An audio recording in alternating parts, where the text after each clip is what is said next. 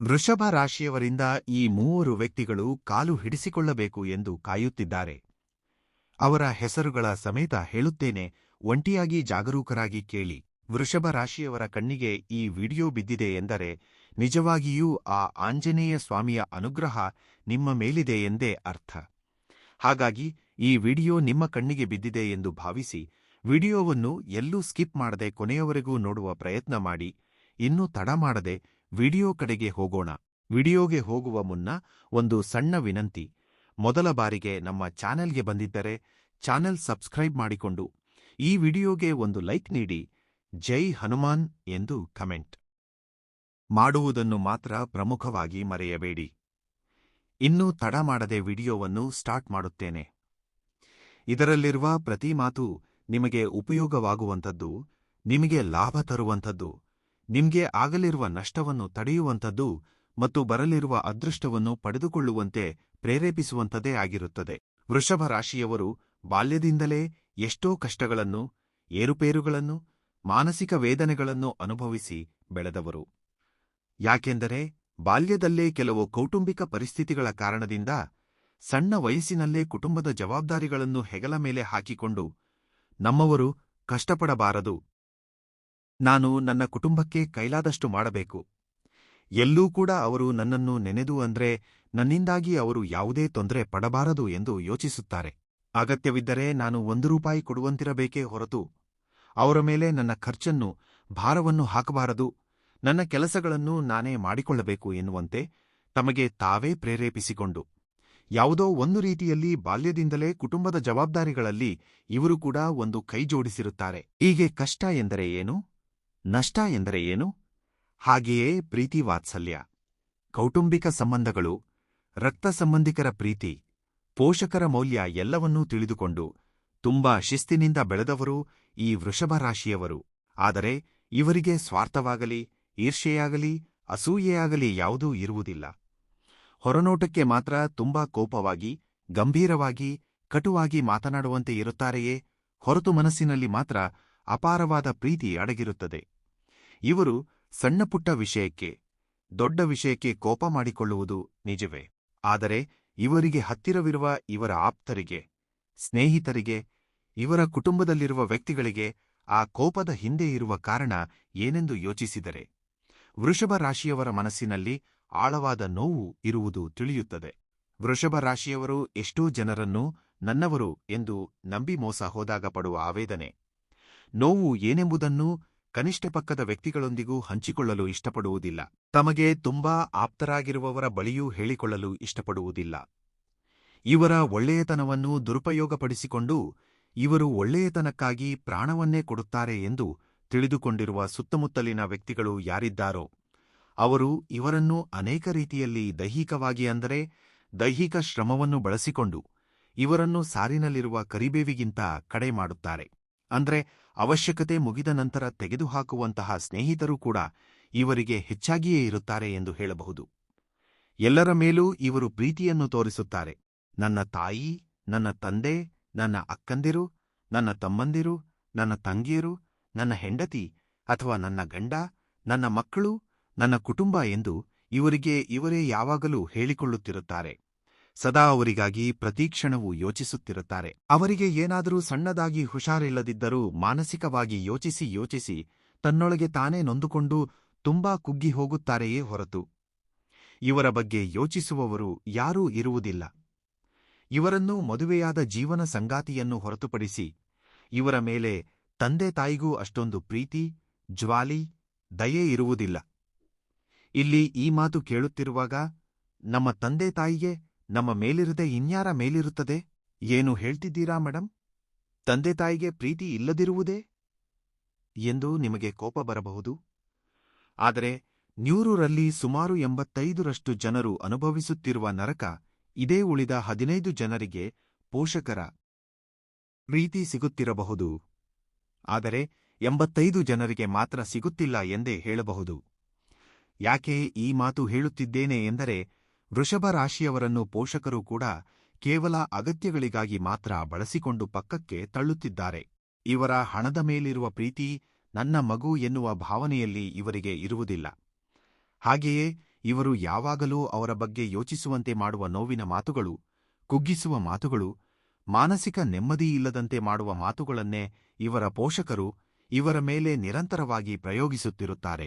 ಇವರು ಕೇಳುವಾಗ ಸ್ವಲ್ಪ ಕೋಪವನ್ನು, ಆವೇಶವನ್ನು ತೋರಿಸಿದರೂ ಕೂಡ ಆ ಮಾತುಗಳ ಪ್ರಭಾವ ಇವರ ಮೇಲೆ ತುಂಬಾ ಹೆಚ್ಚಾಗಿರುತ್ತದೆ.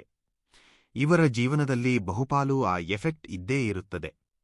ಆದ್ದರಿಂದ ಮಾಡುವ ಕೆಲಸದ ಮೇಲೆ ಗಮನ ಕೊಡುವುದು ಕೊಂಚ ಕಡಿಮೆಯಾಗಿರುತ್ತದೆ.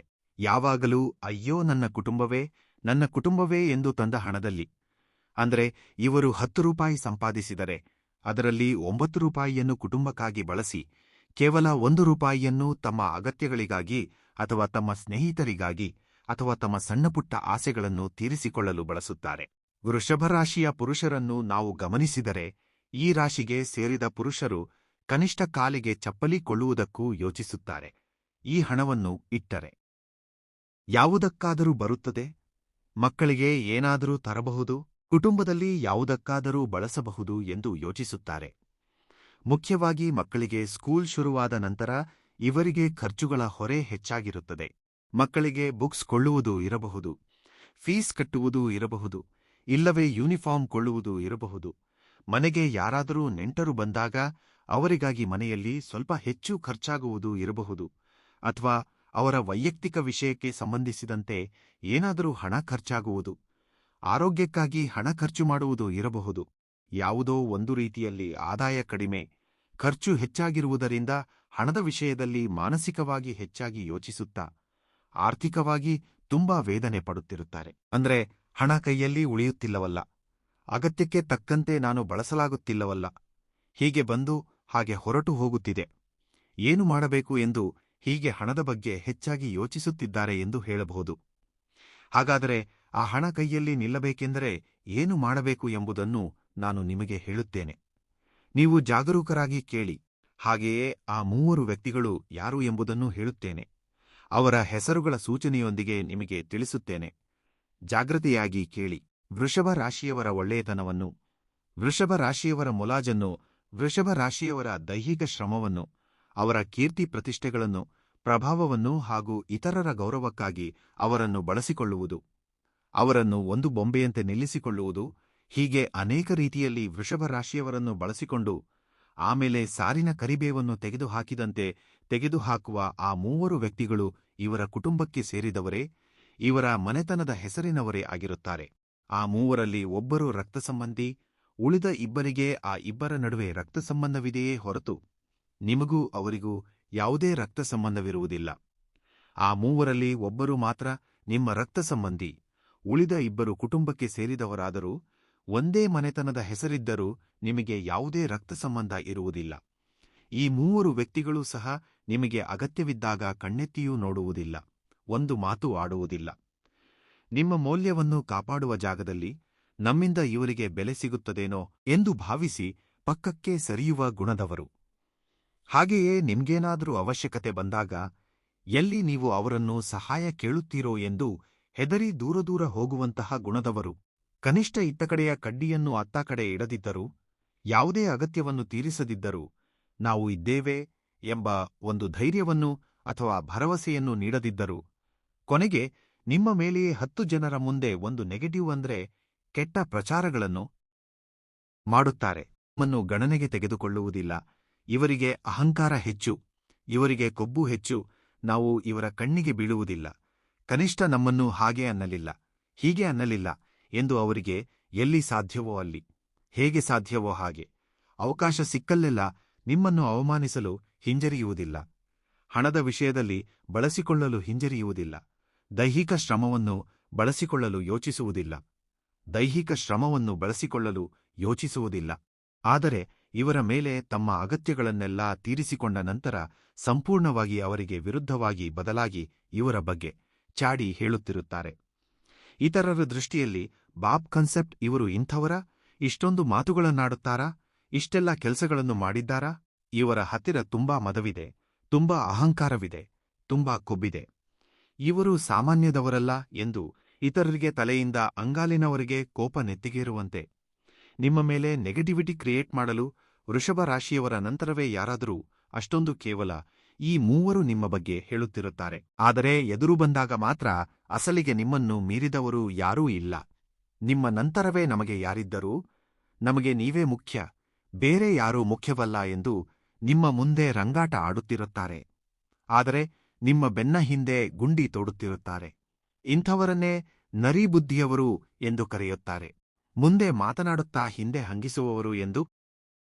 ಹಾಗೆಯೇ ಮನಸ್ಸಿನಲ್ಲಿ ಅಂದ್ರೆ ತುಟಿಯ ಮೇಲೆ ಕಿರುನಗು ನಗುತ್ತಾ ಹೊಟ್ಟೆಯಲ್ಲಿ ವಿಷ ತುಂಬಿಕೊಂಡಿರುವವರು ಎಂದು ಇಂತಹವರಿಗೆ ತುಂಬಾ ಹೆಸರುಗಳಿವೆ.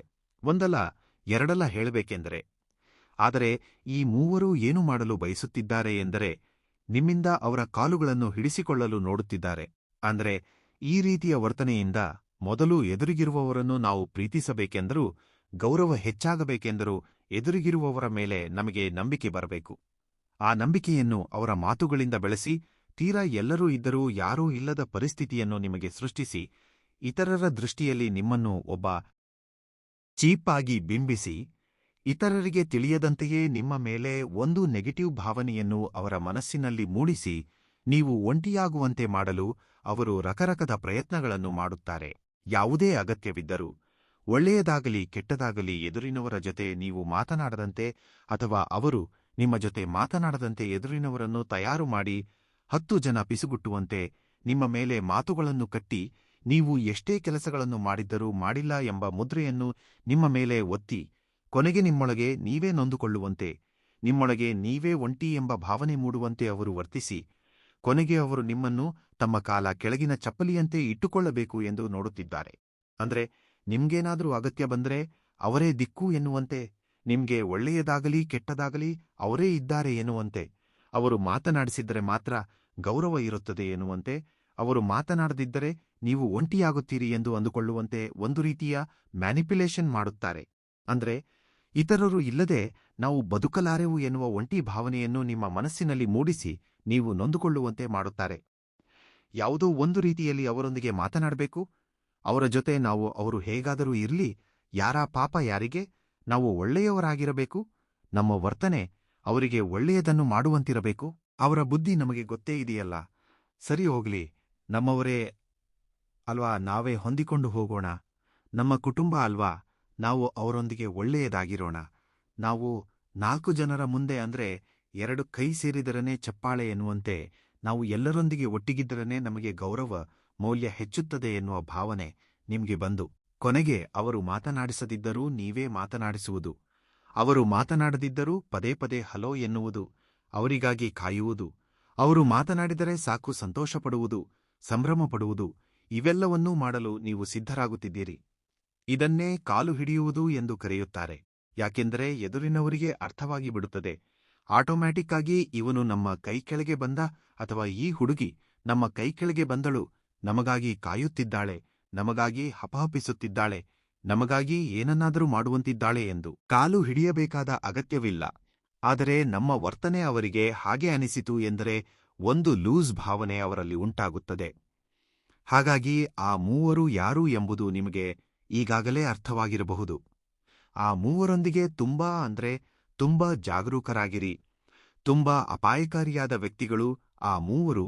ಯಾಕೆಂದರೆ ಇಂತಹವರನ್ನು ಮನೆಯ ಕಳ್ಳನನ್ನು ಈಶ್ವರನು ಹಿಡಿಯಲಾರ ಎನ್ನುತ್ತಾರಲ್ಲ, ಅಂತಹವರು ನಮ್ಮ ಕಣ್ಣ ಮುಂದೆಯೇ ತಿರುಗುತ್ತಾ, ನಮಗೆ ದ್ರೋಹ ಮಾಡುತ್ತಾ, ನಮ್ಮನ್ನೇ ಮಾಯೆ ಮಾಡುತ್ತಾ, ನಮ್ಮನ್ನೇ ನಾಶ ಮಾಡಬೇಕು ಎಂದು ನೋಡುವವರಿಗೆ ನಾವು ಹೇಗೆ ಬುದ್ಧಿ ಕಲಿಸಬೇಕೋ ಹಾಗೆ ಬುದ್ಧಿ ಕಲಿಸಬೇಕೇ ಹೊರತು ಅವರಿಗಾಗಿ ಕಾಯುವುದು, ಅವರಿಗಾಗಿ ಅಂದ್ರೆ ಅವರು ಇದ್ದರೆ ಸಾಕು ಎಂದು ಅಂದುಕೊಳ್ಳುವುದು, ಇವು ಯಾವುದನ್ನೋ ಮಾಡಬಾರದು.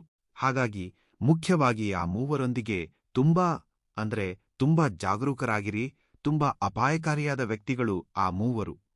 ಯಾಕೆಂದರೆ ನೀವು ಎಷ್ಟು ಜಾಗರೂಕರಾಗಿದ್ದರೆ ಒಂಟಿ ಎಂದುಕೊಂಡರೂ ಪರವಾಗಿಲ್ಲ, ಒಂಟಿಯಾಗಿಯಾದರೂ ಇರಿಯಾದರೆ ಅವರಿಗಾಗಿ ಮಾತ್ರ ಎಲ್ಲೂ ಶರಣಾಗಬೇಡಿ. ನೀವು ಶರಣಾದರೆ ನಿಮ್ಮನ್ನು ತುಳಿದು ತುಳಿದು ಹಾಳು ಮಾಡುತ್ತಾರೆ. ಇಂಥವರೊಂದಿಗೆ ತುಂಬಾ ಜಾಗರೂಕರಾಗಿರಬೇಕು. ಅರ್ಥವಾಯಿತಲ್ಲ? ಹಾಗೆಯೇ ವೃಷಭ ರಾಶಿಯವರ ಮೇಲೆ ನರದೋಷ, ನರದೃಷ್ಟಿ ಕೂಡ ತುಂಬಾ ಹೆಚ್ಚಾಗಿದೆ. ನಿಮಗೆ ನರದೃಷ್ಟಿ ಸಂಪೂರ್ಣವಾಗಿ ನಿವಾರಣೆಯಾಗಲು ನೀವು ಏನು ಮಾಡಬೇಕು ಎಂದರೆ, ಮುಖ್ಯವಾಗಿ ಕಾಲಿಗೆ ಕಪ್ಪು ದಾರ ಕಟ್ಟಿಕೊಳ್ಳಿ. ಹಾಗೆಯೇ ನೀವು ಹೊರಗೆ ಹೋಗುವಾಗ ಪುರುಷರಾಗಿದ್ದರೆ ಆಂಜನೇಯ ಸ್ವಾಮಿಯ ಸಿಂಧೂರವನ್ನು ಇಟ್ಟುಕೊಳ್ಳಿ. ಮಹಿಳೆಯರಾಗಿದ್ದರೆ ಅಮ್ಮನವರ ಶಕ್ತಿ ಕುಂಕುಮ ಇರುತ್ತದಲ್ಲ, ಆ ಅಮ್ಮನವರ ಕುಂಕುಮವನ್ನು ಇಟ್ಟುಕೊಳ್ಳುವ ಪ್ರಯತ್ನ ಮಾಡಿ. ಇದರಿಂದ ನಿಮಗೆ ಯಾವುದೇ ನೆಗೆಟಿವಿಟಿ ಹತ್ತಿರ ಸುಳಿಯದಂತೆ ಇರುತ್ತದೆ. ಯಾವುದೇ ತೊಂದರೆ ನಿಮಗೆ ಬರುವುದಿಲ್ಲ. ಹಾಗೆಯೇ ಮುಖ್ಯವಾಗಿ ನೆನಪಿಟ್ಟುಕೊಳ್ಳಿ, ನಿಮ್ಮ ಮನೆಯ ಮೇಲೆ, ನಿಮ್ಮ ಫ್ಯಾಮಿಲಿ ಮೇಲೆ ಮುಖ್ಯವಾಗಿ ನರದೃಷ್ಟಿ ತುಂಬಾ ಹೆಚ್ಚಾಗಿದೆ. ಅದರಲ್ಲಿ ಈಗ ಯಾರ ಬಗ್ಗೆ, ಆ ಮೂವರ ಬಗ್ಗೆ ಹೇಳಿದ್ದೇನೋ, ಆ ಮೂವರ ಹೊಟ್ಟೆಕಿಚ್ಚು ನಿಮ್ಮ ಮೇಲೆ ತುಂಬಾ ಹೆಚ್ಚಾಗಿದೆ.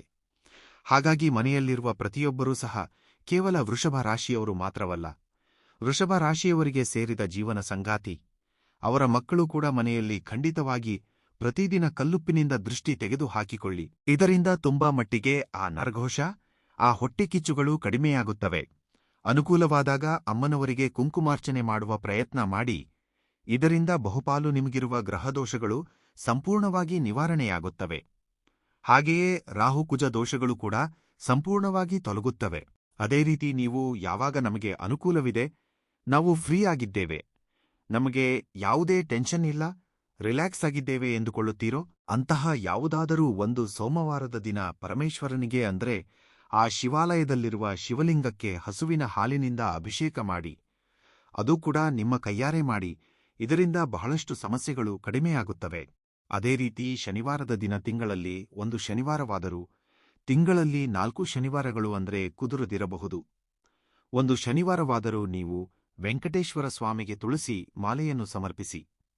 ಹಾಗೆಯೇ ಹೋದಾಗ ಅರಳಿ ಮರದ ಕೆಳಗೆ ಎಳ್ಳೆಣ್ಣೆಯಿಂದಾಗಲಿ ಅಥವಾ ಹಸುವಿನ ತುಪ್ಪದಿಂದಾಗಲಿ ದೀಪ ಹಚ್ಚುವ ಪ್ರಯತ್ನ ಮಾಡಿ. 1-2 ದೀಪ ಹಚ್ಚಿ ಬನ್ನಿ. ಇದರಿಂದಲೂ ನಿಮಗೆ ಬಹುಪಾಲು ಧನ ಸಮಸ್ಯೆಗಳು ಕಡಿಮೆಯಾಗುತ್ತವೆ. ಪ್ರತಿ ಶುಕ್ರವಾರವೂ ಮನೆಯಲ್ಲಿ ಲಕ್ಷ್ಮೀ ಪೂಜೆ ಮಾಡಿಕೊಳ್ಳುವ ಪ್ರಯತ್ನ ಮಾಡಿ. ಮನೆಯಲ್ಲಿ ಸಾಂಬ್ರಾಣಿ ಧೂಪ ಹಾಕುವುದರಿಂದ ಮನೆಯಲ್ಲಿರುವ ನೆಗೆಟಿವ್ ಎನರ್ಜಿ ಕೂಡ ಸಂಪೂರ್ಣವಾಗಿ ಹೊರಟು ಹೋಗುತ್ತದೆ. ಹಾಗಾಗಿ ಈ ಜಾಗ್ರತೆಗಳನ್ನು ತೆಗೆದುಕೊಳ್ಳುತ್ತಾ ಆ ಮೂವರನ್ನು ದೂರವಿಟ್ಟು ನಿಮ್ಮ ಕೆಲಸಗಳ ಮೇಲೆ ಗಮನ ಹರಿಸಿದರೆ ಬಹುಪಾಲು ಸಮಸ್ಯೆಗಳು ನಿವಾರಣೆಯಾಗುತ್ತವೆ. ಅರ್ಥವಾಯಿತಲ್ಲ? ಹಾಗಾದರೆ ವೃಷಭ ರಾಶಿಯವರಿಗೆ ಈ ವಿಡಿಯೋ ಇಷ್ಟವಾಗಿದೆ ಎಂದು ಭಾವಿಸುತ್ತೇನೆ. ಈ ವಿಡಿಯೋ ಇಷ್ಟವಾಗಿದೆ ಅನಿಸಿದರೆ ವಿಡಿಯೋಗೆ ಒಂದು ಲೈಕ್ ನೀಡಿ, ಜೈ ಹನುಮಾನ್ ಎಂದು ಕಮೆಂಟ್ ಮಾಡಿ. ಮೊದಲ ಬಾರಿಗೆ ನಮ್ಮ ಚಾನೆಲ್ಗೆ ಬಂದಿದ್ದರೆ ಇಂತಹ ಒಳ್ಳೆಯ ವಿಡಿಯೋಗಳಿಗಾಗಿ ನಮ್ಮ ಚಾನೆಲ್ ಸಬ್ಸ್ಕ್ರೈಬ್ ಮಾಡಿಕೊಂಡು ಸಪೋರ್ಟ್ ಮಾಡಿ. ಇನ್ನು ಕೆಲವು ವೃಷಭ ರಾಶಿಯವರಿಗೆ ಈ ವಿಡಿಯೋವನ್ನು ಶೇರ್ ಮಾಡುವುದನ್ನು ಮಾತ್ರ ಮರೆಯಬೇಡಿ.